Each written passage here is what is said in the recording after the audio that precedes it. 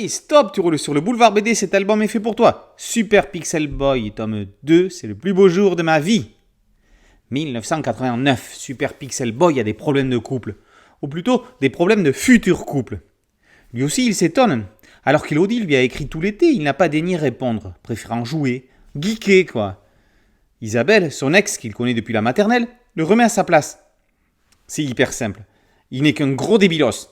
Il veut la reconquérir. C'est pourtant bien simple. C'est comme dans Pac-Man.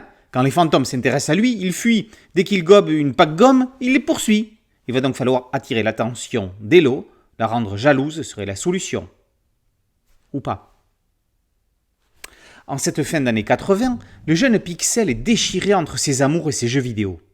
Déchiré, enfin le mot est fort. Le môme a choisi son camp. C'est un geek de base. Le game dirige sa vie. Chez lui, ou en vacances, c'est la même musique. Il faut tâter du joystick. À Calpe et Costa Blanca, on apprend avec lui la technique du pigeon. On s'agglutine auprès d'un joueur dans un bar et sans faire exprès, oh mince, une chute, on tombe sur le bouton Two Players.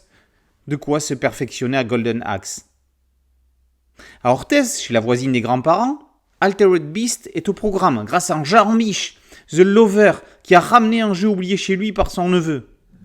Au Taillan, Pixel joue à domicile et découvre Megaman 2 que lui amène son pote Jérôme, bien plus préoccupé de savoir si c'est vrai que Pixel sort avec Elodie.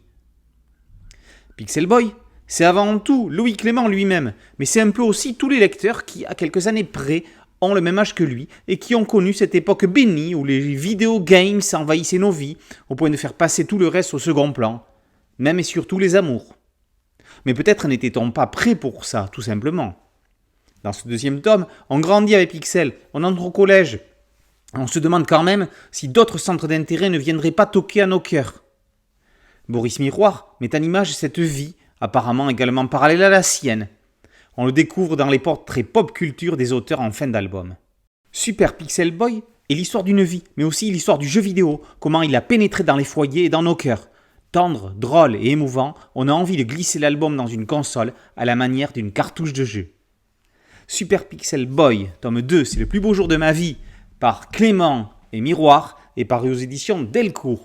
Boulevard BD, c'est un site dédié, un podcast audio et une chaîne YouTube. Merci de liker, de partager et de vous abonner. A très bientôt sur Boulevard BD. Ciao.